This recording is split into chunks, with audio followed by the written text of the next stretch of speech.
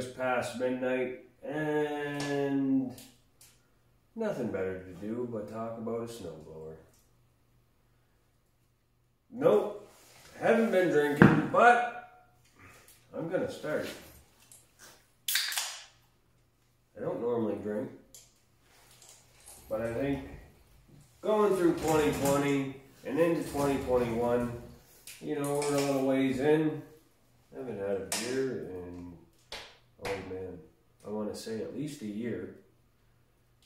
And a customer brought me a case of beer there one day as a tip. Thank you very much. And I said, you know, I don't drink, but I think I might have a beer. So, into 2021, cheers to all. We're going to talk about a snowblower. I picked up an Ariens. It's the Ariens Deluxe 28-inch SHO. The SHO stands for Super High Output. What that means is it comes with a bigger motor. So in this here, you have just the Deluxe version or the SHO Deluxe version. The SHO comes with the bigger motor. The regular Deluxe motor or version comes with a smaller motor. The throwing capacity might be slightly different. This one here spins up a little bit faster than the regular modern Deluxe version.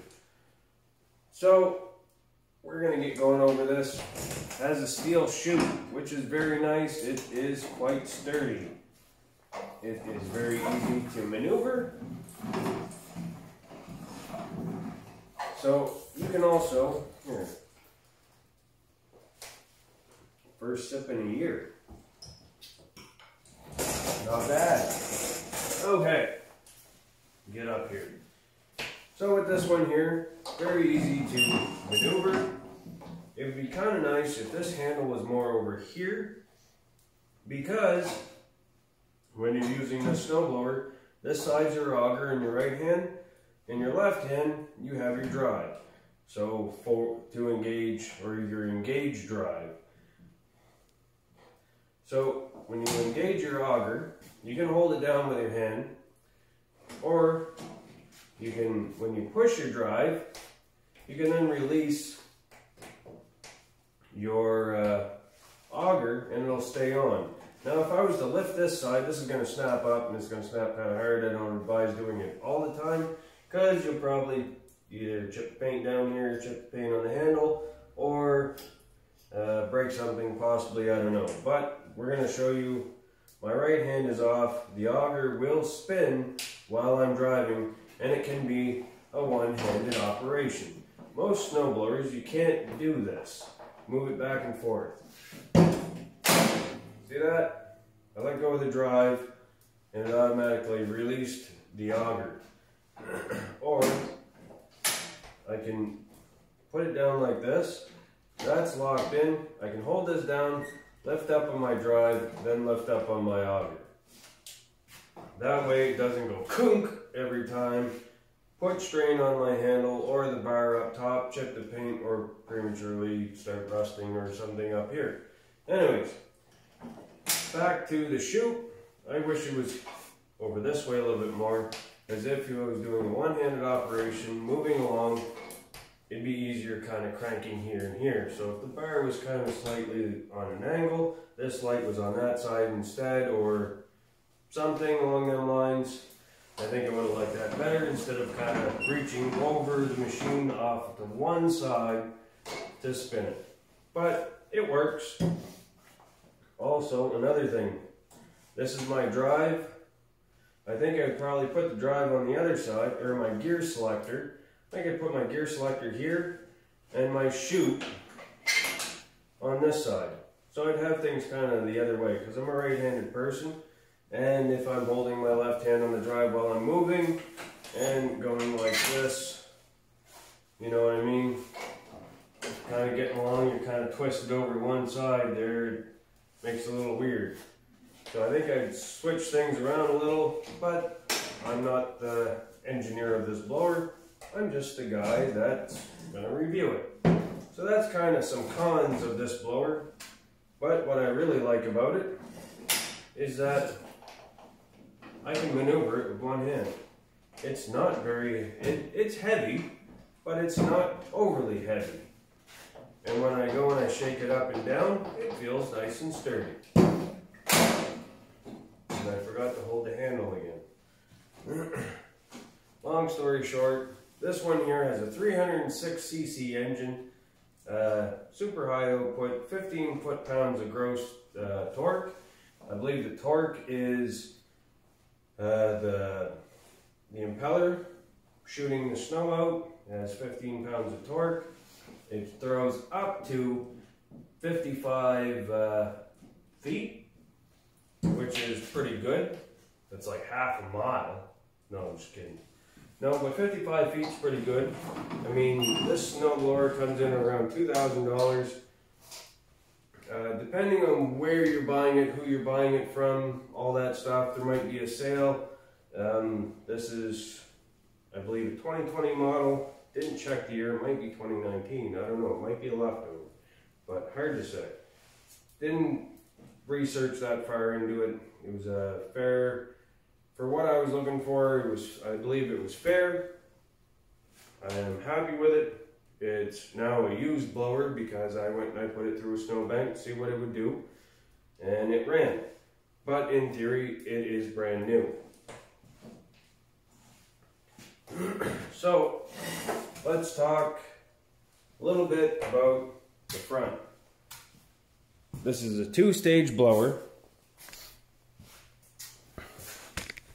That means, get zoomed in here, two-stage blower. Means you have augers that go across the top here, and you have your fan in the middle, your blower, that's going to send it up and out the chute. Excuse me. You can also pick up a three-stage. A three-stage has like a big drill bit in the front, and a little auger here, and an auger there. Some blowers are bigger, some are smaller. Keep that in mind. This is a 28-inch cut across. It is 20 inches tall. So I can go through about 2 feet. Anything higher, I'd probably want to put a set of drift cutters on it. So when I am cutting through, the snow will fall over. I will continue on through, turn around, come back, take my second cut. That's the great thing about the drift cutter. It will take, instead of trying to push all this snow that's right in front, and then everything that's still connected on the top, it will slice a nice little wall through it, and it'll fall behind this blower. You come back around and you clean up the stuff that fell behind. It has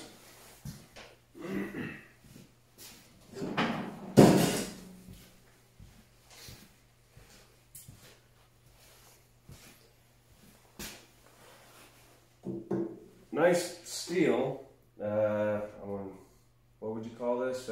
Like a slide puck or a slider. You can adjust the height. So if I want, say this here, not to be touching exactly on the concrete like it is right now, I can adjust these slides up and down. So say if I was to adjust this here down some, it's going to raise up the blower a little bit. So say if I have a boardwalk or a gravel driveway or something like that, and I don't want to suck up all the gravel in my driveway or catch a nail or something like that, I would adjust my slides downward some, which then is going to create a small gap here. You might need 2 people, or take, say, a 2x4 or something, put it underneath just to hold it up, so you can adjust slightly to kind of get your little bit of travel that you're looking to have, and everything sits level when you set it all back down. So that there, you want to adjust those to make sure you're not sucking up all the gravel or the lawn if you have to go across the lawn, or say a boardwalk, you want to grab a nail or a screw or tear a board out of your boardwalk, or say you're sliding across some crushed stone, or not crushed stone, but sidewalk tiles or something like that, and you don't want to catch every single edge trying to get down your sidewalk. You adjust them up a little bit and you should skim right over the edges that it would get hung up on. Now on this one here, it has shear bolts. So there's a bolt here, there's another one over here. They're shear bolts. So when I go and I grab this, it feels nice and snug and sturdy. And other machines come with shear pins. The shear pin won't hold it as snug like this. Will it cause a problem? I don't know. Some people say yes, some people say no. Some people have problems and some people don't. I didn't want my auger to be jiggling at all, so this machine came with the shear bolts, which holds everything nice and snug. The shear pins would allow some free play in your auger. Now, in theory, in my mind, the shear pin would jiggle, either prematurely wear out the shear pin itself because the auger is kind of chopping at that shear pin if it's jiggling, or it will wear out or oval the auger shaft itself or the drive shaft in the tube of the auger. So I was looking for a setup that had the shear bolt setup versus the shear pin. On this particular snowblower, it came with a little shovel so you can dig yourself out of the snowbank because your snowblower doesn't work and you're mad. No, that's not what it's for. Say if you get a big clump of snow all stuck in here because you're blowing wet snow or something like that, you know, make sure your augers are off, everything is off, or you could have the engine running, but I mean, make sure everything is not going to chew you up. Then you can go and kind of dig the snow out of your chute, or say you got ice or something caught in here, you can dig it out and be on your way again. Then you can go and put your shovel back and on to the next place where you get stuck. What I really liked that they thought about is that they gave you a couple extra shear bolts with the piece of equipment. Now, they have a nice little holder to put a couple shear bolts there. And that's what a shear bolt looks like. Let's see if we can't get you focused. So it's just kind of like a regular bolt. It has a couple little lines that were drummeled into it where they would sit in the auger, and that's kind of your pinch points of where it should break, if it does break. So if you're loading it up too hard, those bolts are supposed to break first before it damages the rest of the equipment, like the gearbox or the auger or the driveline system or something like that, or causes the engine to stall out. Your engine should be stronger than that shear bolt, in theory. It's nice. It has a little light, so that lights up, so it should give you somewhat ample lighting to be able to see where you're going. You might need something more depending if you're in a really dark area of your yard or wherever you're clearing, and you might need another headlight or something like that to get the job done. But it comes pre-equipped with a headlight, which is very nice. None of my snowblowers I've ever had before had a headlight, and that's kind of nice to have. I had this running earlier, wife was sleeping, kids were sleeping, and I went around the house with it, and they're like, I told them, I was like, yeah, I tried out the snowblower. They're like, you tried out the snowblower? Didn't even hear it. I don't know if they sleep through thunderstorms now, but it's not overly loud. It's reasonably quiet for a piece of equipment like this, which is kind of nice. It's not really yelling in your ear. It's relatively quiet. It's got a decent muffler on it. This here, it moves quite nicely. Now, if this was ever to, say, slowly start coming back, there's a little nut under here. You can go and give that a quarter of a turn or something to tighten it back up. then it goes back nice and tight again. And then it won't gradually kind of wander on its own. So we'll get up here to the tires. It's got a directional tire on it. Yes, there's a left and a right. So the triangle going forward. Same thing on the other side. It's going forward. It has a nice knobby aggressive tire on it. Holds up to 20 psi max inflation, which is decent. You have a regular valve stem for filling up your air.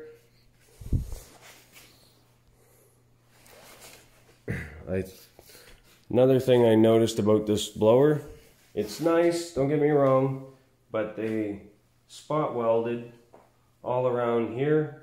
And I think they could have actually welded the whole thing, but it's sealed off quite nicely. I don't believe we're going to lose any snow out of that seam that I'm aware of. It's a nice tight fit. Maybe over time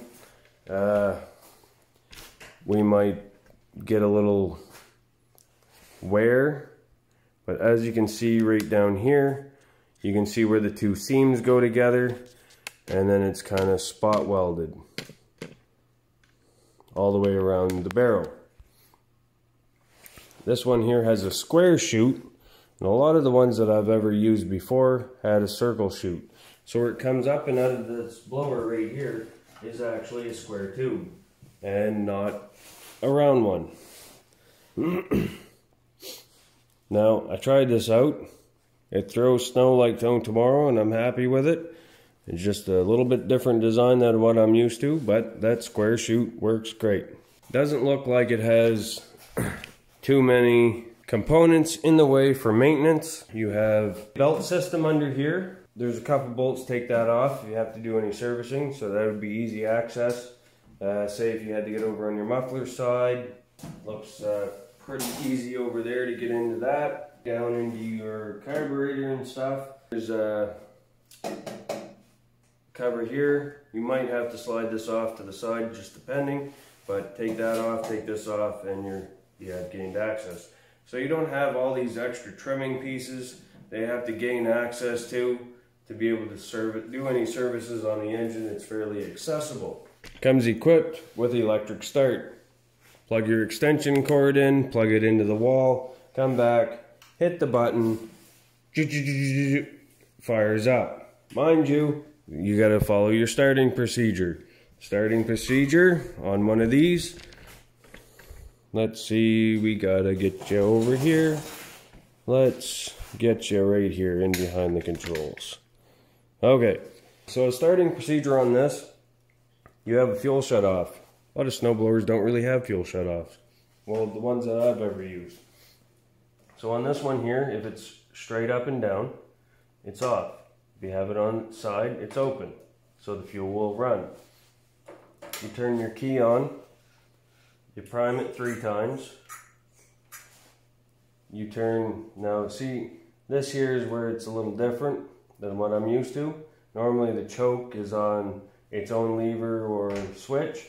Then your throttle is on its own lever and switch. But this one here is like a double switch. So right here, this top red knob is your choke. So, and then this little gray knob underneath is your throttle. So all the way up this way is full speed. All the way the other way is slow, or idled down, idled up.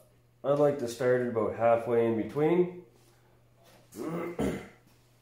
Give her a pull once she gets running. Let her go for a couple seconds depending on your temperature. It's quite hot in here. We're not going to start it, but then you would slowly turn it back down to the run position. You can keep your idle down a bit. Let it run for a minute or two. Let it warm up a little. Then you can turn the engine up, rev it up. Then you can start cutting into your snowbanks and stuff. But the idea is let it warm up slightly before you start ramming it into a snowbank or into the drift. If you just start it up and nail it right to it, chances are you're going to put a little bit too much strain on a cold engine. So best to warm it up. So you have your key, you have your fuel shut off, you have your choke, you have your throttle, and your primer. Then when you go to shut it off, you want to idle it down, let it come down to an idle. It's going to idle there, let it idle for, I don't know, 10 seconds or something, and then shut your key off. And it's just your basic small double-sided key. Probably specifically cut for this style of blower. Probably quite generic or whatever, but they seem to work pretty good. Up here we have, this is your oil dipstick. You take that off on half turn, pull it out, check your oil. And then when you go to set it back in, it just drops in place. Like so. Give her a half turn, and she locks back in. Then you have your gas. You don't want to use E85 or E15. I guess it says E10, so up to 10% ethanol. I don't think I would want to use ethanol. I think use of E85 and E15 in this product prohibited by federal law. So you're not allowed to use those two things in federal law. Up to 10% ethanol maybe. I think that's what that E10 is. Could be wrong, but pretty sure that's what it is. You're allowed to use up to 10%. I myself would just use premium or like say 91, 92 octane unleaded fuel with no ethanol. Run that, shouldn't have an issue. Let's go over to the controls. So that, as I was saying there earlier, I'd switch up a few controls, but so far so good. If this side here is your auger, as you can see right there, that's your auger. This side is your drive. And if I keep this drive side down, I can let up on my auger side and it'll stay engaged. But as I showed earlier, it snaps up pretty hard. It possibly shouldn't do it as hard. So anyways, I just let go of it as hands so it's not slapping against the handles and possibly breaking the pins or bolts or wearing out my handles too much because they're nice and tight and I don't want them all loose. You have 1, 2, 3, 4, 5, 6 forward gears. Then you have 1, 2 reverse. Now, in theory, when you're moving a lot of snow, you might want to go 1 to 3. You're moving very little snow and you can run right through everything without putting too much strain on the blower itself. You might be able to run 4 or 5, possibly 6, but 6 I find is just you're walking or trying to get to the next spot or putting it back in the garage or wherever, and you just want to move it so you can get to where you're going. 6 would be where to go. I don't think I'd like really blow snow in number 6. You'd be running behind it. I mean, some really light snow, maybe 4, 3, but 1 to 3 for your deep, more or less, I would say. Any more than that, you're probably going to be pushing it a little too hard. They're not built to snow. It's, you know, you're going to gradually get through it, get it done, get it over with. So these are the controls for the Deluxe 28-inch SHO. Not too bad. You can put some hand warmers on it. And then you can put your little switch box down here, or yeah, your little switch box would, I believe, would go underneath here. There's a little spot so you can click it on and click it off. Looks appealing to the consumer eye. and overall I believe is a great blower. You have a couple grease fittings on either side. So there's not too many grease fittings on this particular blower that I can personally see. I see one here, one on the other side. And if you're wondering if this snowblower throws snow, watch this.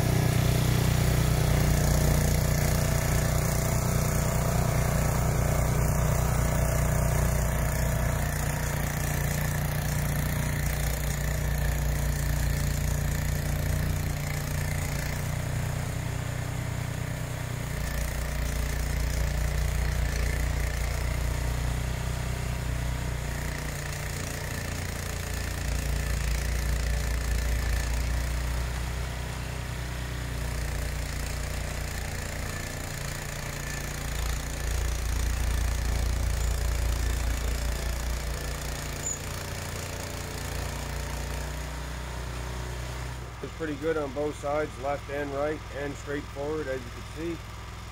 So make sure you hit that like, and subscribe, and we'll see you guys next time.